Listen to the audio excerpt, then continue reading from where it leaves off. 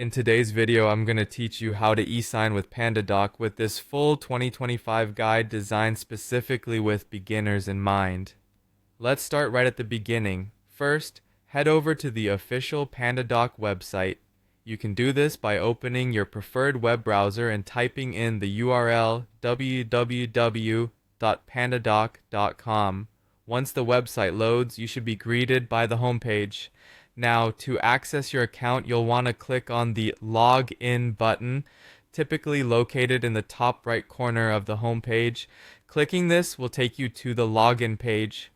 Here, you have a couple of options. If you already have an account, simply enter your login details, such as your email and password. Alternatively, if you've connected your PandaDoc account with other platforms, like Google, you can use those credentials to log in as well. Once you've logged in, you'll find yourself on the dashboard.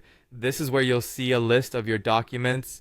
Go ahead and select the document that requires your signature. Simply click on the document's name to open it. The layout of PandaDoc is very user-friendly, so finding your way around should be pretty straightforward. After opening the document, direct your attention to the right side of the screen. There, you'll see the signature tool, a vital component for our task today. Click and drag this tool onto the desired area of your document, presumably wherever it requires a signature. It's designed to be intuitive, allowing you to position your signature exactly where it needs to go smoothly. Now, with the signature tool in place, click on it to open a new set of options.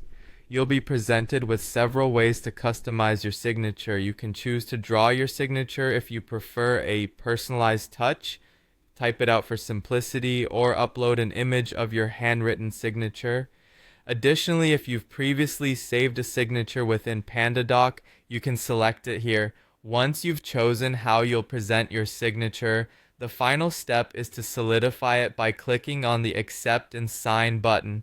This action finalizes your signature on the document, ensuring that everything is legally binding and ready for processing. And there you have it. You've successfully learned how to e-sign a document using PandaDoc.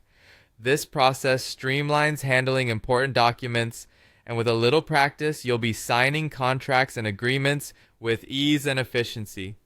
Thank you for watching, and if you have any further questions or need more visuals to assist you, don't hesitate to refer back to this guide or seek out additional PandaDoc resources.